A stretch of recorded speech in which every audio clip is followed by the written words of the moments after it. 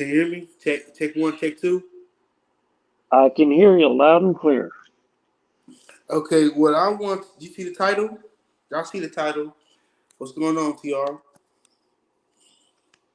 Not much, buddy. How are you doing? Nothing. Just at work. This is emergency pod. Emergency pod. Emergency. So what I wanted to talk about is the Jordan Love contract. So what I was thinking and what I was on watching Pat McAfee, and they were talking about the contract, how it's arguments, how why it's taking so long on both sides. Both sides is that Jordan loves people saying, look at the numbers, look what he did. You know, I understand he had a slow start, but look what he did second half of the season in the playoffs, right? Okay. Now, Green Bay's argument is that okay, but look at what happened in the first half of the season, the second half of the season, but he don't have enough tape to to he don't have enough tape under his belt to say that he's going to you know going to do this again. So what they saying is that they're trying to get the right number. They're trying to get Jordan Love for a discount. You know what I'm saying? You Yes. know, they try to get for a discount. That's the main key. Russ Ball is not trying to pay Love all that money unless he have an MVP, Super Bowl ring, or at least one of those. You know, or All Pro, at least one of them. That's their argument. Yes. Their argument is Yes. that it's too much money for only 18 starts. Yes. Well, not really 18 starts, but you know. Yeah. So, so what they're saying is that, like, does he have like a Patrick Mahomes resume, a Lamar Jackson resume, a Jalen Hurts resume? You know what I'm saying? Like, you know, the guys that played more than 2 years before they got their major deal. Yes. Unless he's like Patrick Mahomes, his second year, he made a jump, a dramatic jump. He didn't regress. Is Jordan Love gonna regress, or he gonna play like the second half of the season? Well, I would say is wait till mid-season, let him play more, have more starts, and see what he do against the Eagles, against over the mid-season. If he's 3-2, 4-2, tied up, and the stats and the ratio is good, then you pay him. But you don't pay him just based off second half of the season. You gotta pay him for is he gonna be consistent? That's what you're paying for, consistency. Yes. Not not be hot 1 month and then cold the next month. Cause that's not gonna work. Cause they give him a big deal and then he regress and then Packers gonna be in trouble financially. They're gonna be in trouble because they paid for mid. And you don't pay for mid, you pay for great. That's right. That's right. I think they're in a bit of a sticky situation because I can see the argument on both sides. First of all, Jordan Love did have an exceptional year. He had a really good year. But the Packers are also right saying, look, you only had a great year half the year. And now you want to be paid like the best one or two uh, top quarterbacks in the league. Well, clearly he's not at that level yet. So what the Packers would be doing is taking a gamble, saying, yes, we think he will be one of the top quarterbacks in the next year or two, and we want to lock him up long term. But at the same time, the Packers put themselves in this position because they drafted Love knowing he would be somewhat of a project and he didn't get to start until his fourth season. So Love's already a vet. He's been the good warrior for like 3 years before getting his chance to start. And if they wait to strike a deal with him, they risk pissing him off. So, No, but it the other argument is if they don't strike a deal now, why would he be mad? Why would he? If he have a good season, he can ask for more money, more guarantees. that If I'm that's Jordan Love, if I'm Jordan, I'm sitting back rubbing my hands. Like I don't care about. I'm still gonna play. I'm taking gamble again. My second gamble. I took the gamble last time, y'all. Signed a 1 year deal. So I'm still in a 1 year deal. I'm going to play this season, show my ass off, be a top 5 quarterback, and I'm going to demand $65 million. Because think about it, if Dak Prescott goes on the free agency market, somebody's going to throw Dak Prescott $60 million. So that means that Jordan Love will rub his hands even more, and the asking price goes up. yes, and I agree with that sentiment. The two caveats I throw in there is number one, tomorrow is never guaranteed. You never know what may happen with Jordan Love, injury wise, health wise, or those types of things. So it's in his best interest to get as much as he can as soon as possible. And then the second thing you may have seen a little bit of is there's a lot of talk about putting a salary cap in place for quarterbacks because quite honestly these quarterback contracts are going crazy. So I think the Love camp would want a deal before any momentum on a salary cap, um, gains steam. That's just my opinion. Okay, now I'm off the contract situation. I'm gonna do a video on that too separately, but let's talk about the contracts gonna be coming up soon. The receiving corps contracts. Romeo Yes. Watson, Romeo Watson, and Bo Milton. Okay, Yes.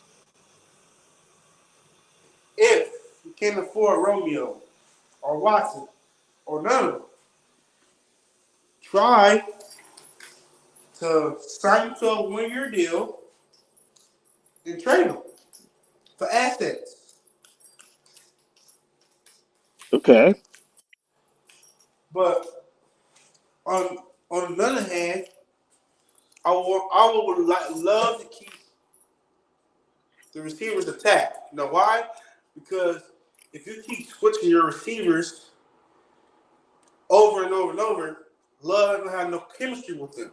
And then it's gonna be back to the basics. Gotta teach True. them the offense. Teach them the offense. Do that. Do this. Love has connections with these receiver corps. So if we can get them on a good deal, which I don't believe they will get a massive payday. I believe that they're gonna do what they're gonna do, but because it's too many receivers, so they can't sit here and ask for $20 million if they don't have the stats as a $20 million player. Or Yes. Justin just got paid $30 million Yep. a year. So, and do you think that other teams will look at Green Bay Packers and be like, I'm not going to pay this receiver $30, $40, $50 million a year. I'm going to trade him to a team like that got the cap space, and I'm going to do Green Bay just draft a bunch of receivers, develop them, and let's go like that. I think teams going to start looking like that. 3 years from I now, teams going to do that. Teams are going to do that. Oh, I completely agree. And I think that you're seeing that the wide receiver position is being, um, Treated like a quarterback. yeah, But and, and that's the opposite is going to start happening where the value of a wide receiver position may go down a little bit.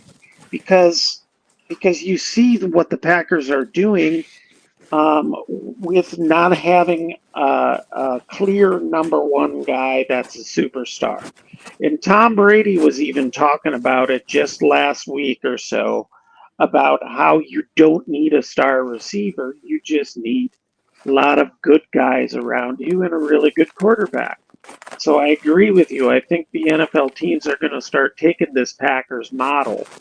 I think the But good news I think the good news with our players right now is that we can let this next year play out before we have to deal with contracts for our wide receivers. don't you think that Tom Brady don't really have room to save that though? Because honestly, he can, but honestly, they also had signed a Randy Moss. They also had some guys that was, like Randy Moss. Like Packers ain't never done that. They haven't really done that since the new age. So I'm just thinking is that, and then think about it, you got Reed Wicks and Reed Wicks contract will be coming up the following year, depending on how many years the Green Bay gave him. So, and Dobbs and Watson not eligible to sign to get it re-signed early because you can't do that. So, what I'm thinking is, you know, they still young. They're not like Devontae Adams' age at a point of the time. He's 28. You know, Yeah. they're young. Yeah, I think there's time before we have to deal with those contracts. You can So see how they do this year before extending them or um, redoing a contract. Hey, I'm having a hard time hearing you now. I have fun. Can you hear me now? I can hear you now. Yes. So I'm just saying is that it's a good thing that to the Goolikins to jump on that quickly. Before it get out of hand. I don't want to go through a Devontae Adams type situation anymore. I don't want him. I don't want our receivers frustrated and ready to move on and get off on a bad foot. Yeah. I want to. I want to be. I want this. I want this team to switch the narrative how they treat their players when they exit out the door. I want people to say this is a very good organization. They respected me. You know, they let me know ahead of time what they're gonna do as a player. They didn't make me wait until this say so or this say so go down. No, they told me how it is, and they told me in a respectful way. They didn't disrespect me. Stuff like that. Like, I don't want to have no situation like Greg Jennings said about Aaron Rodgers and how the organization just treat players that you know that haven't done nothing for them. You know, I don't want to go through that no more. Yeah, and I think that narrative is a little bit overblown because you're only hearing from the guys who are a bit disgruntled, and you're never going to make everyone happy. But I agree with your sentiment. Let's change the narrative. Let's make Green Bay a place where everyone wants to come and play. Exactly, because when you think other veterans say like we want to talk veterans, you think like a guy like D Hop or a guy like Odell that wants to come and play for an organization treat older players wrong. They don't want to play for us. So you gotta make a foundation to players like not just young players. Also, everybody can say I want to play with Jordan Love because this organization respects players and they make sure their players is right on task and they treat the players with respect. Now, understand it's a business, but also your business is run by the people. Without people, it's no business. Yeah. Well, I think two things will take care of that. One is money, and the second thing is winning. I just think If that the new president or new, I think he'll be better. I think he'll be more. I think he's going to fix a lot of the media situations. How bad the media is. We got one of the worst medias in the freaking league. You know, I think he's gonna fix that. I just think that well, Bob Myers is like old school. We really don't care about the media. We just care about winning, and that's it. But probably this new guy is gonna be like, I want us to be I want us to be top tier everywhere. When you come from San Francisco, if your father was the president of San Francisco, you want to be like how they ran. You know what I'm saying? yeah. Well, yep. We'll see how that all goes, bud. And then one more thing. They had they had the Bears, the number one trio in NFC North. The Bears. So you're saying just because we don't have a big name receivers, we can't be in the top. We can't be Romeo, Dobbs, and Reed. Romeo Dobbs, Reed, and Watson and Weeks. It's a tandem. Did you hear what Ocho Yeah. Cinco said about Jaden Reed? Yes. Ain't nobody talk about no Keelan Allen. Nobody talk about no damn DJ Moore. All you heard, all you hear in people's mouths is Weeks, Reed, Watson, Hope Milton. That's all you hear in people's ears. Yeah. Watch out for them. Watch out for them. Who talking about an old head Keelan Allen? What's on the edge of his career? Who is talking about a DJ Moore?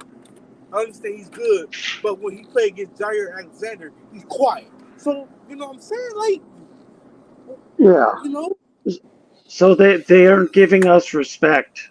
My question to you is, do you really care if you know that we have a great squad? I don't care, but I'm tired of hearing about Chicago Bears this. Oh, Caleb Williams. I understand that you got a Keelan Allen when he's freaking 30 years old, an old man, and then you got DJ Moore. He's decent on certain corners, but I feel that my receiving core is better than the Bears.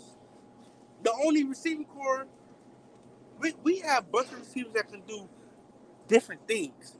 Y'all have Yes. receivers. Y'all have receivers that can do one thing. And the only one thing you can do is route run. We got guys who can route run.